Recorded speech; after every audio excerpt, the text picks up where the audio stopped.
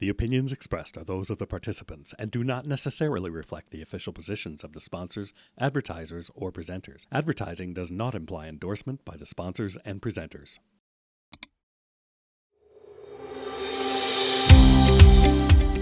Hey guys, and welcome back to the Lighting Controls Podcast. We have another fantastic guest for you today, someone who you have not seen with us since before we were officially the Lighting Controls Podcast, someone that joined us back during the conversation series. Before we jump into everything, let me just take a minute to remind everyone that today's episode is presented by the LCA, the Lighting Controls Association. It's also financially supported by the National Association of Innovative Lighting Distributors, or NAILD. Check out our website, lightingcontrolspodcast.com, where we have all of our episodes, a newsfeed, and even a merch store if you want to support the podcast. Additionally, you should check us out when we go to Leducation this year. It's going to be in March. I will be presenting.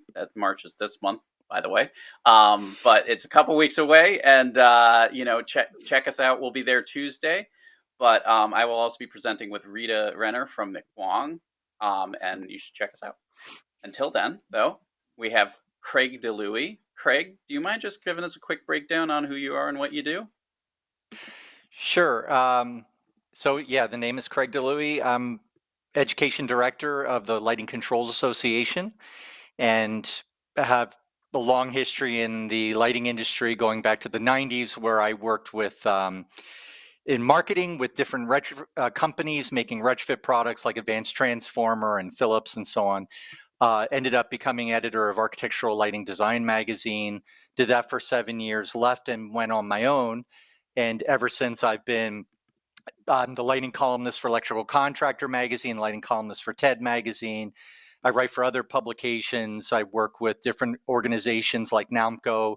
I've done work with the IES and some manufacturers, and a client that dear to my heart and that I've been working with for a very long time, and I couldn't be happier doing something I really believe in, is the Lighting Controls Association. I've been with the organization for over 20 years now and have been representing it as its education director, helping to build its programs and communicate its messages to the industry. Sure. Well, thank you so much for coming on to the show again. Now that we're the official Lighting Controls Podcast as opposed to the conversation series, and a big appreciation for all the support you guys give the podcast, because it is presented by the Lighting Controls Association.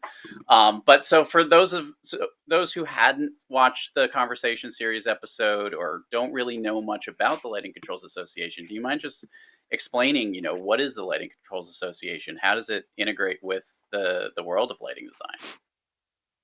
Sure. It's an organization, a consortium of manufacturers. We're actually a council of NEMA, the National Electrical Manufacturers Association.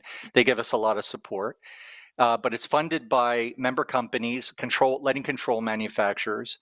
And our mission is to educate the public about lighting controls and to promote the category. So that expresses itself in a wide range of programs. So we'll go to a lot of organizations in the industry. We used to have this problem where we would, everybody would recreate the wheel over and over again at great cost, explaining CRI, and then these guys explain CRI. We said, well, we explain controls, so why don't you let us do that? And we'll work with you, and you can use us. And that was a partnership offer that worked with a lot of different organizations, and they were very happy to let us do that. So that's one thing we do. Another thing we do is category promotion. For example, we support about 10 to 15 years ago, we had a meeting with IES and we said, you guys do a lighting design award and it's wonderful, but I don't see controls. And so how do we recognize lighting controls as a part of lighting? That is, at the time, was significantly growing importance very rapidly due to energy codes and other concerns. And so we proposed to them a lighting design award that would have some focus on lighting, but a really heavy focus on the integration of the expression of the lighting with lighting controls. And we publish those projects, and we've been doing that ever since. And we have like dozens, if not maybe even hundreds actually, of these projects on every award of merit gets published on our website, and we promote it. So that's the kind of thing we do as well. But probably our mainstay is Education Express, which is an online 24/7 self-directed program of education courses dealing with everything about lighting controls, energy codes, design practices, best practices, commissioning, on up to all the various technology like wireless, network lighting controls, and so on. And so to date, we've educated 46,000 students. Wow. And growing Wow. every month. Yeah, 46,000 students who have completed at this point over 1 million learning hours for education credit. And so that's our main thing that we do, and probably what we're best known for. We're accredited or recognized by pretty much every major organization. Our education curriculum is also the basis of it's the front end of a certification, CLCP in California, and it's also the basis of the NAMCO CLCP certification. And so DLC recognizes us, AIA, we're accredited, NCQLP recognizes us, and so on and so forth. And so I would say, I mean, we have done so much for so long, 20 years worth of programming, and every time we do something that works, we keep doing it. So it just constantly growing. But I'll just leave it there. But that's pretty much what we do. Those are the main things that we do: category promotion and industry education. No, and I think that right there, like those two things are so important. And from everybody that we've spoken to on the Lighting Controls podcast, I mean, there is always this demand for more education, and so that's one of the reasons why we think that the Lighting Controls Association is just such a massive boon to our industry, because of the fact that all of these resources are free to people who are using them. Your support is coming directly from the manufacturers, who are the people who are really spearheading a lot of the initiatives when it comes to technology. So it's a really win-win situation to have all of that. And, I can't say enough about all of the initiatives that the Lighting Controls Association does on behalf of getting education out there. And so anybody who's like, well, I wish I knew more about lighting controls. I mean, Lighting Controls Association is basically the resource, to your point. So, Yes. I think it's wonderful, everything that you guys are doing. And so from the perspective of the Lighting Controls Association, since you have such a finger on the pulse of the industry, where do you think we are with lighting controls in North America, particularly? Okay, that's that's a really big question. All right, let's do this. Yeah. I'm noticing a couple different trends that are kind of coming at the category from a number of different directions. Let's start with decarbonization. Okay, so there's a wide scientific consensus that the Earth is warming and that human activity is contributing and directly causing it, and that this warming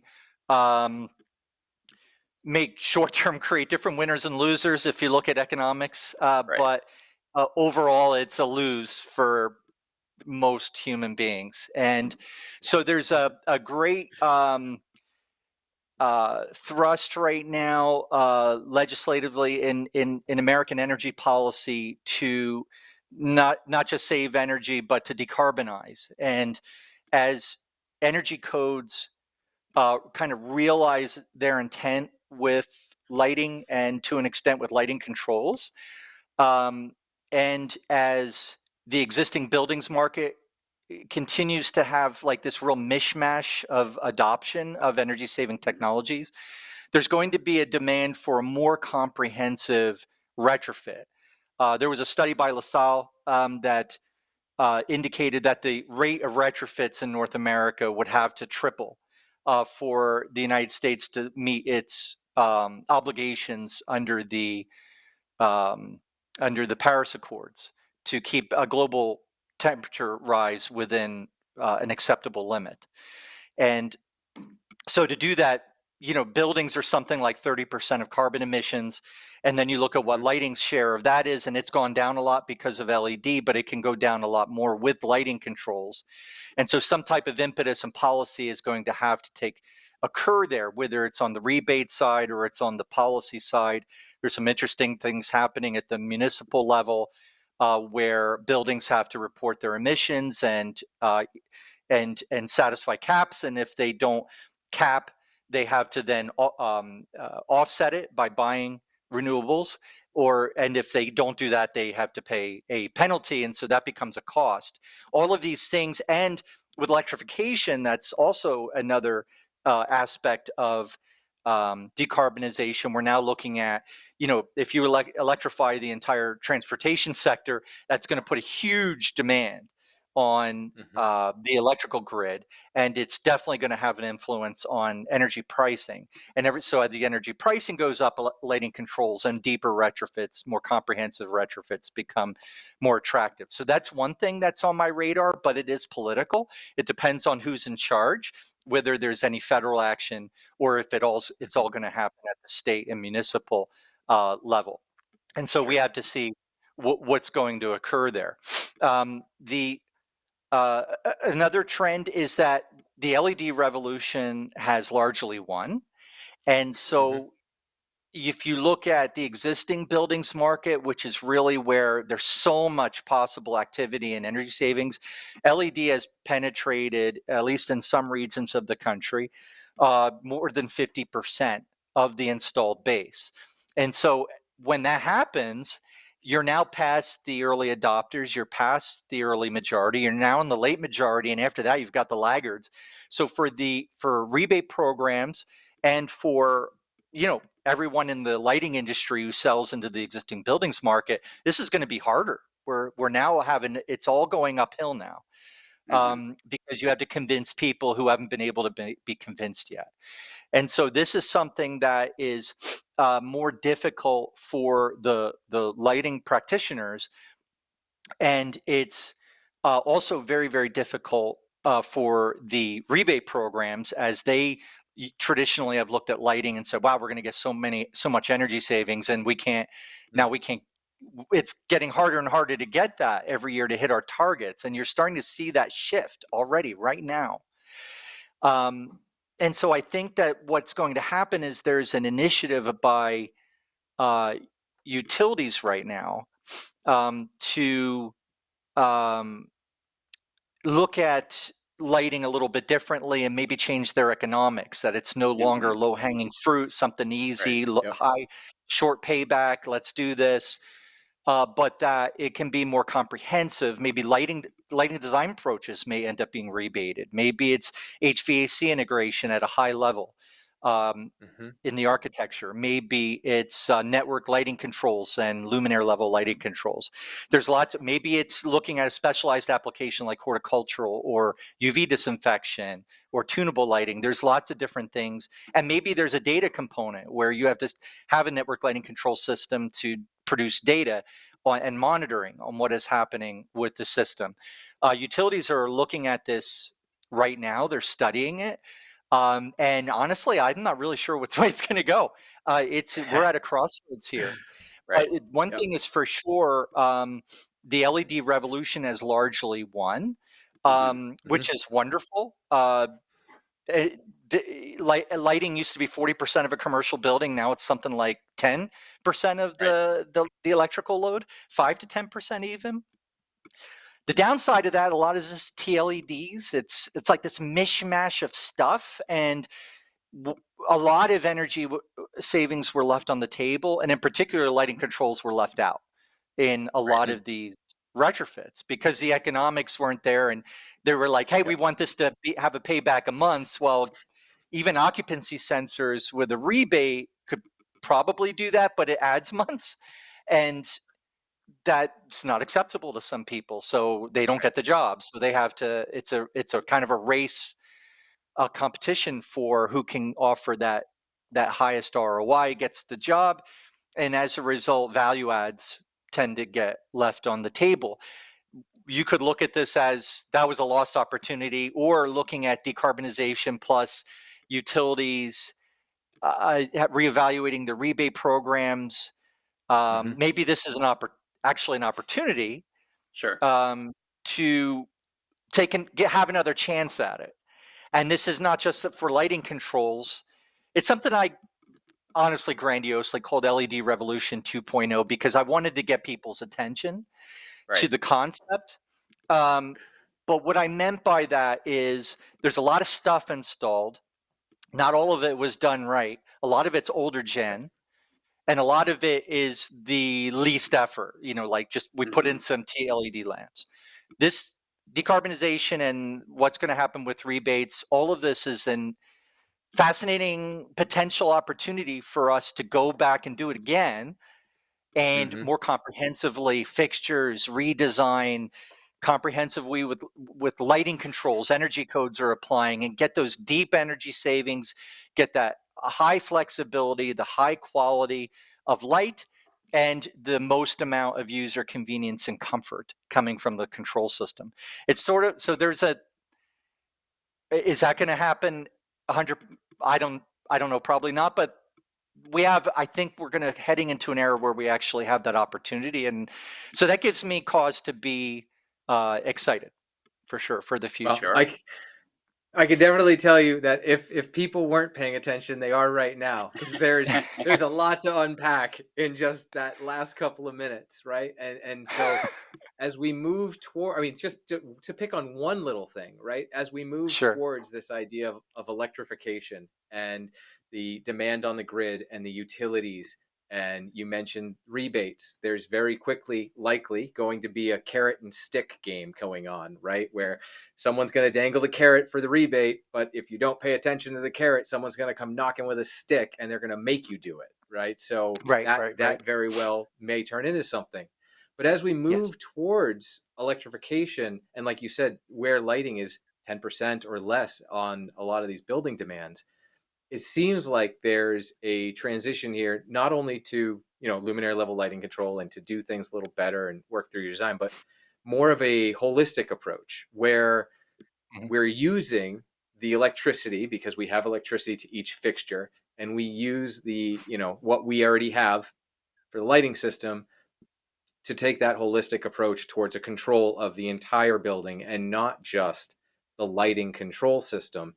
And do you see that as maybe a potential path forward to not necessarily more adoption, but potentially easier adoption for certain people who have been leery of various lighting control systems, and perhaps make it easier for these building owners to look at a replacement approach where they're looking at a holistic replacement rather than a single system? Yeah, I want to be careful about the trap of considering the high end of, say, the high end of lighting controls would be LLC and network lighting controls that has a system building wide architecture, maybe a server or the cloud that's generating data, and it's like a fully realized system. I want to be careful about falling into the trap of saying, well, if that system doesn't get big adoption, people don't want it. It's like, well, wait a minute. As a smaller, medium-sized building, they don't have a system operator who's gonna, or that might be too many features for them. So we have to really look at, I mean, if you look at it in homes, home security, which you would consider to be probably the hottest thing, it's never gotten more than 15% penetration. But you would think that would be the gimme go-to, everybody would want that. But in terms of home automation, people who buy home automation, but at only 15% penetration, I don't know if it's ever topped that. I think we're going to see the same thing with networked lighting controls. First of all, at the room level, I think it's just going to continue to grow through new construction. I think it's going to continue to grow in renovations. It's an easy thing to do. It's actually more convenient. There's a lot of advantages to it in new construction. In existing buildings, and I think you're going to see a lot more of the network lighting controls at the global level in new construction as well. But it's going to be larger buildings, larger customers, and so on. In the existing buildings market, it's tougher. It'll probably be wireless. And then you have to look at the cost, and so those cost those mechanics are changing if energy goes up, or if a decarbonization penalty enters into it, or if a new rebate comes along supporting that specific category. The economics change, and maybe we will see that. But in many existing buildings, it's a very hard sell. Like in the majority of buildings are medium and small. I don't know. I don't believe they are the majority of square footage, but they are the majority of actual buildings. And you will see a lot of maybe room-based solutions being installed at the high end, and then a lot of maybe some LLC. You'll see, if nothing else, an aux sensor on the wall. Mm-hmm. I think we will see a lot of that, but you have to look at the lighting control technology as an ecology of cost and benefit on tiers, and those align with the market, different types of applications. On a final note, I think one thing that'll really help in the existing buildings market is that wireless continues to strengthen. Mm-hmm. It is something that has a lot of advantages for existing construction, obviously. Especially retrofit, and especially more challenging or irregular buildings. And right now I'm keeping my eye on some of the protocols, like Bluetooth NLC is pretty mm-hmm. interesting. And what DiLouie, of course, is wired, and they have their wireless extension. Zigbee's still there. I'm curious if any of this is, especially Bluetooth NLC, is going to be a game changer.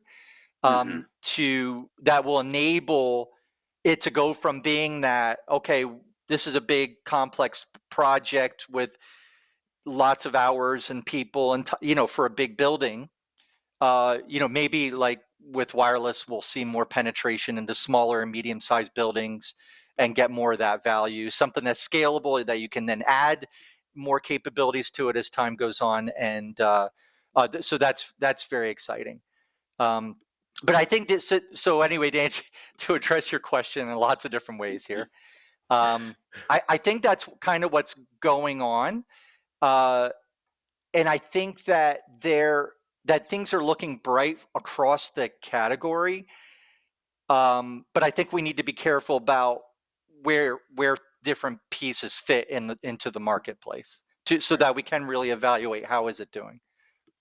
Right, and I think the interesting thing about where we're at with the marketplace is that there are a lot of different tactics that people can pick from when it comes to a lighting control solution. I mean, we talked about the grand concepts of LLC or something like that, but I mean, even from a small level of which protocol you use or which device you choose from, there's still a lot of work to be done with all of this for the purpose of a design of a lighting control system. And I know there's also kind of two perspectives right now when it comes to designing lighting controls, which is, it should be super simple and easy to design and implement.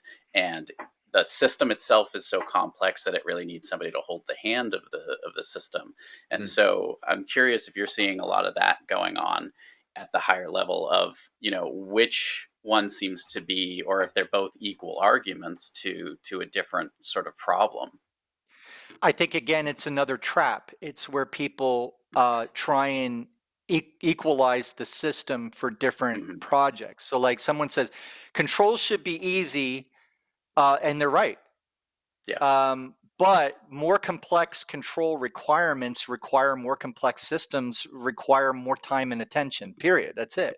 Right. And this is common sense, but we tend to look at the category as all this one thing.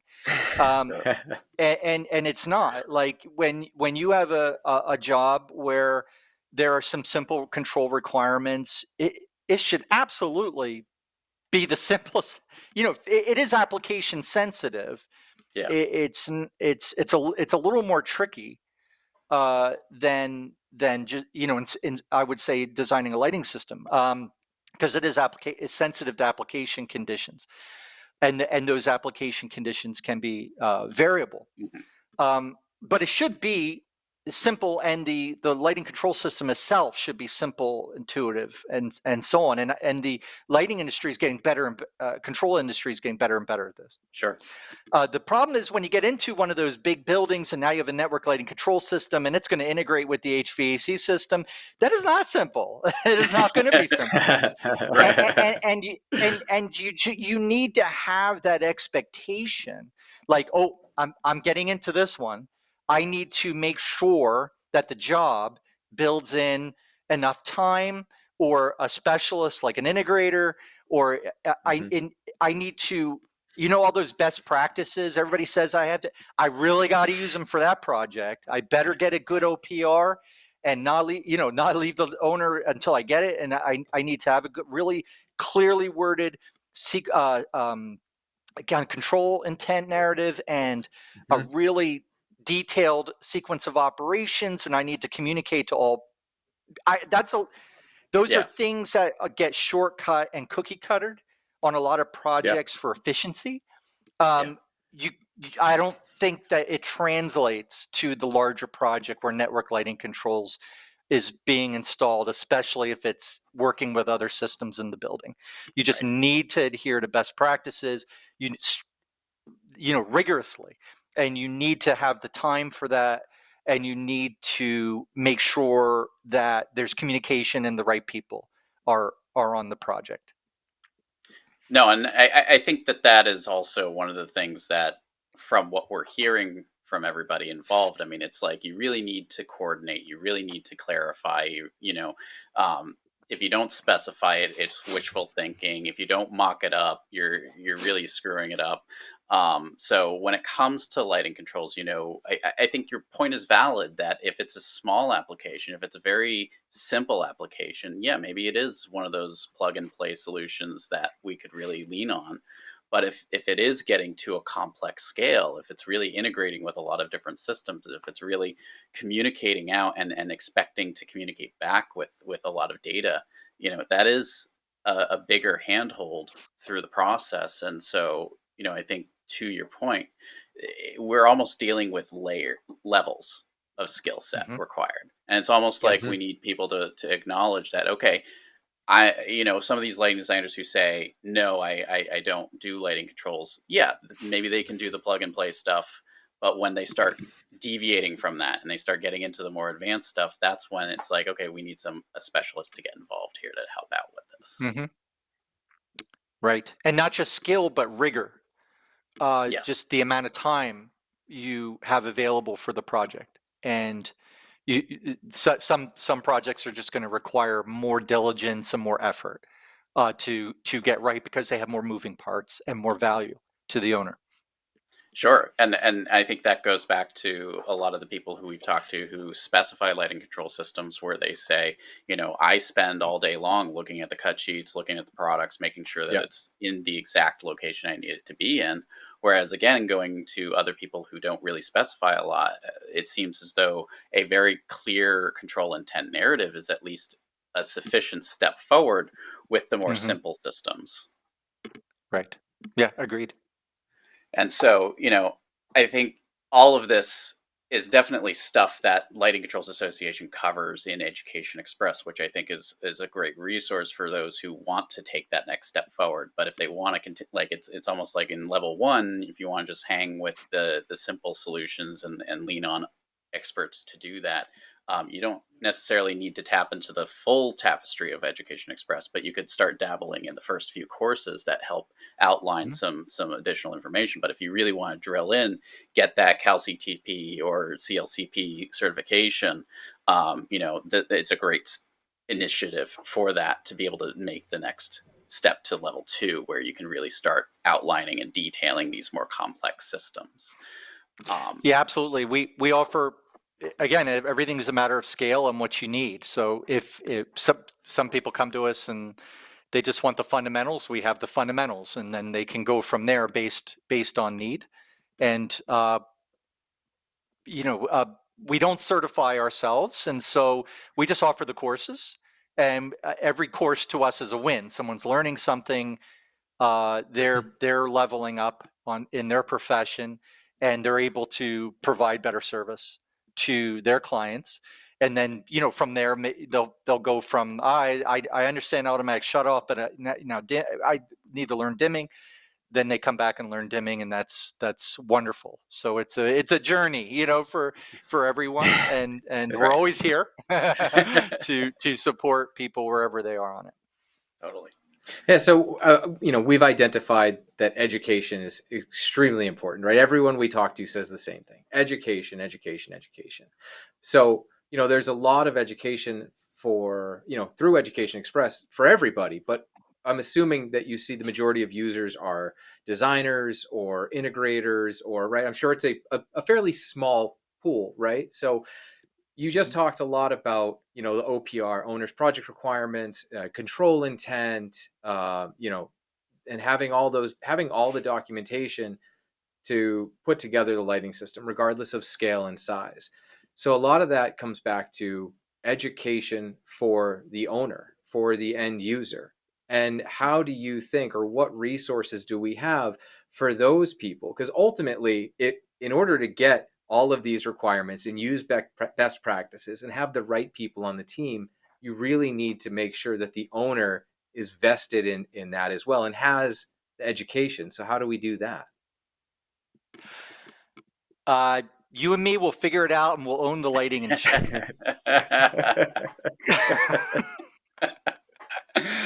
I mean, it's the holy grail, right? How do you communicate quality, and how do you even define it in the terms of lighting? Not, the owner has the purse. And so if you follow the money, all roads lead to the owner, and all decision making rests with the owner. So educating the owner is absolutely critical. It's just very hard to get their attention.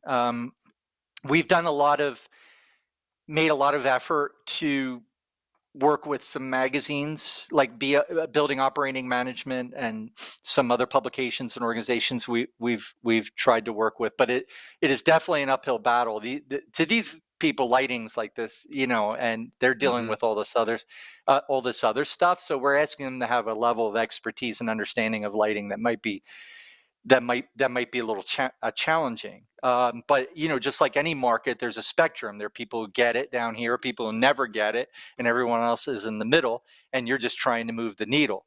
So every article in BOM and so on, and every user at Education Express that we sign up that is an owner definitely helps. But it's always going to be difficult with lighting, and it's one of the last things to be installed in the building, and the quality differences are sometimes indiscernible to the owner.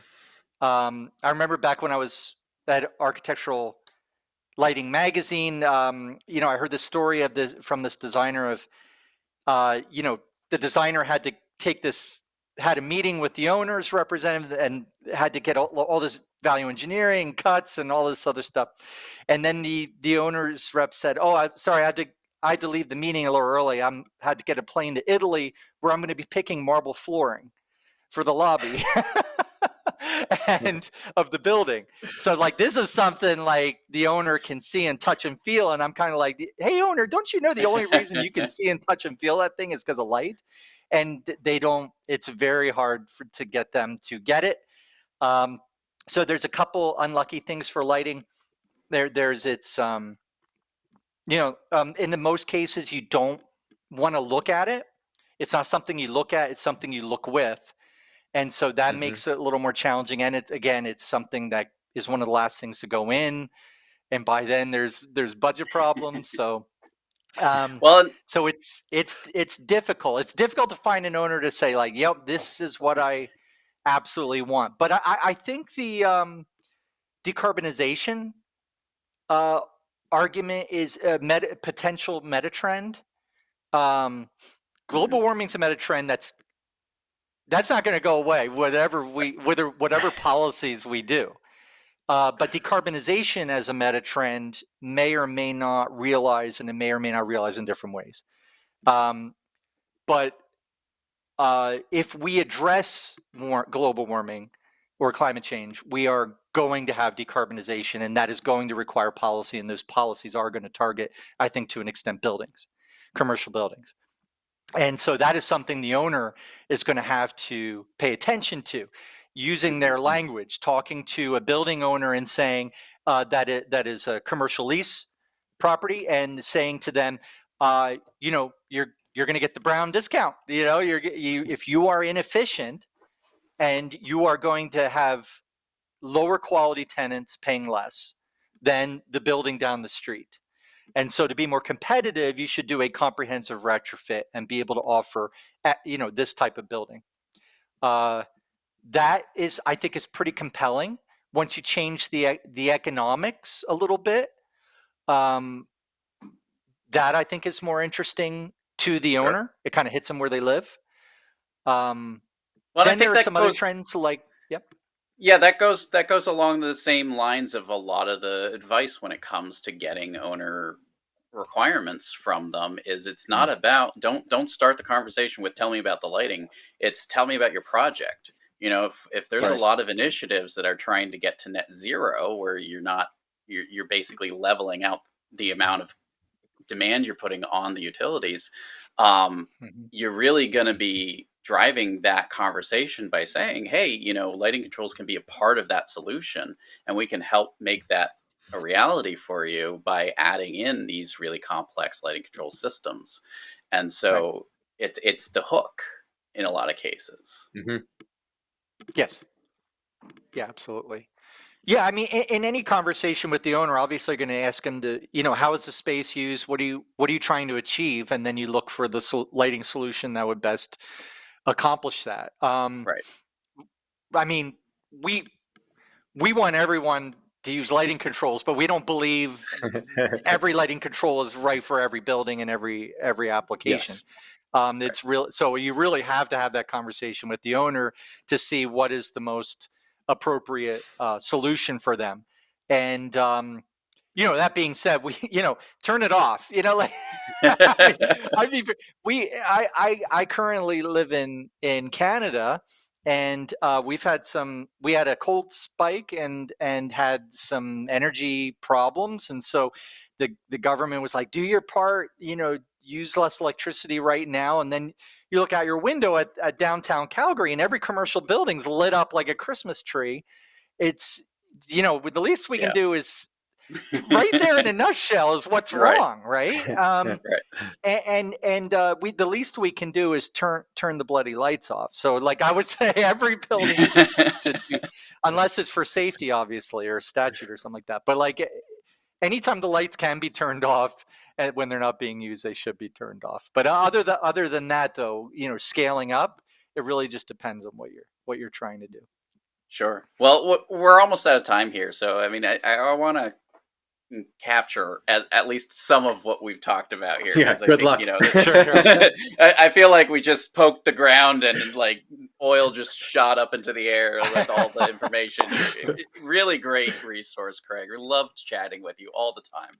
And so, but as far as things go, from the people we've talked to in the past, there is a huge demand for education, but there is a resource that people can tap into. And I would say that it's fantastic to hear the amount of people you've reached out to, but I would say that's still just a margin of the industry. And so we absolutely should get more people drawn to Education Express, Lighting Controls Association's website, get engaged, talk to people, go to conferences like NYC Controlled or Leducation.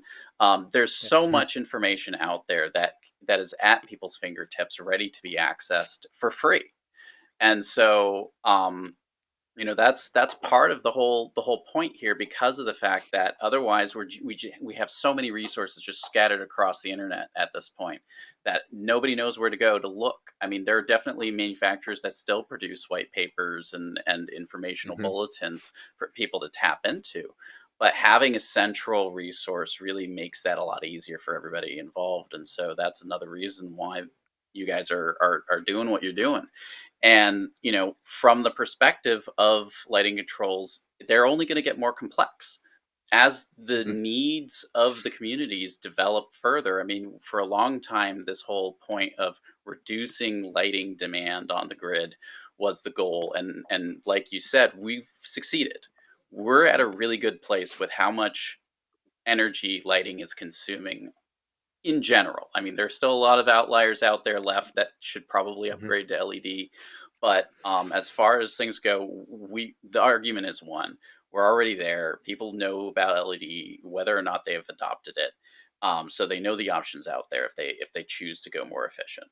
As far as the rebates and utilities go, they are starting to phase out LED upgrades, but they're focusing now more on lighting controls. And so, whether or not people think they need to learn about lighting controls if they're in this industry, I would make the argument yes, you should start learning about lighting controls. Now is the perfect time because it's only going to get harder in the future. And so, getting Mhm. familiar with what's out there, getting familiar with the best practices, understanding the systems that exist and how to improve upon what you're currently doing with your lighting controls will only make things easier in the long run. And so, and we have environmental issues that are really raising major concerns that we can be part of that conversation. And if we don't get part of that conversation, we could actually lose out on a great opportunity to be included at the table where otherwise if we don't take that advantage we could be excluded from that, and other people will be dictating how lighting gets controlled in the future. So that's Mhm. another incentive for us professionals in the lighting world to really get involved and get engaged and knowledgeable about all of this stuff. So there's a whole host of other arguments as well. We could just keep going down the list, but I mean, really, that's the sum of it. There's a resource out there, tap into it. There's a reason for you to tap into it. But did I miss anything that's really boiling out of you at this point?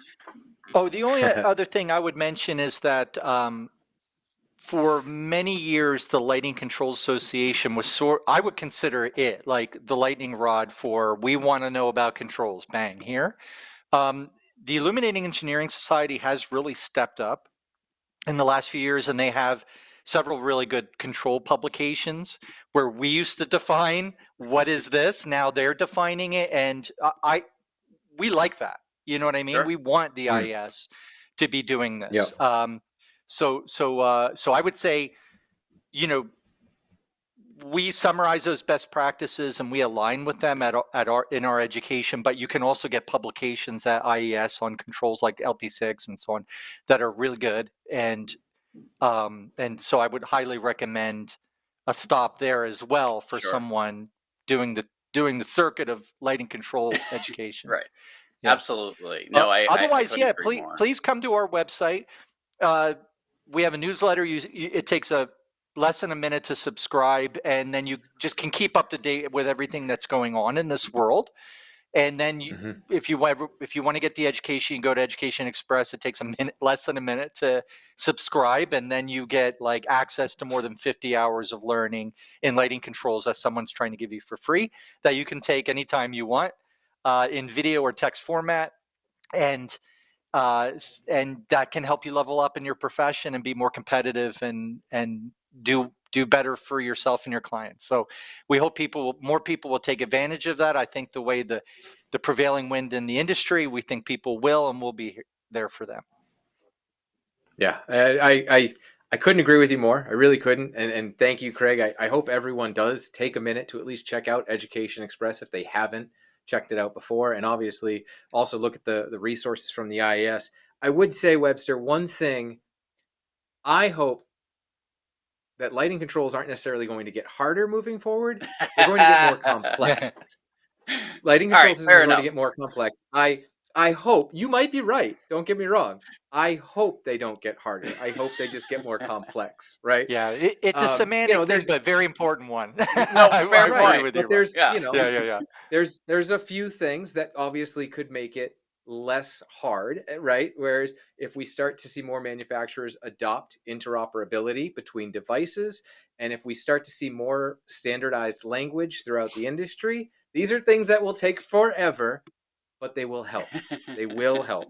So hopefully we can start to see some of that. But yes, Craig, thank you so much for coming on today. Thank you. Again, you probably just blew people's minds today with, with a lot of the stuff we talked about. But there's so much going on, and there's so many resources that the LCA has through Education Express. And thank you so much for taking the time to come on with us today. Thank you. So I just want to take a minute to remind everyone today's episode was presented by our friends at the LCA, the Lighting Controls Association. And it's financially supported by the National Association of Innovative Lighting Distributors, or NAILD.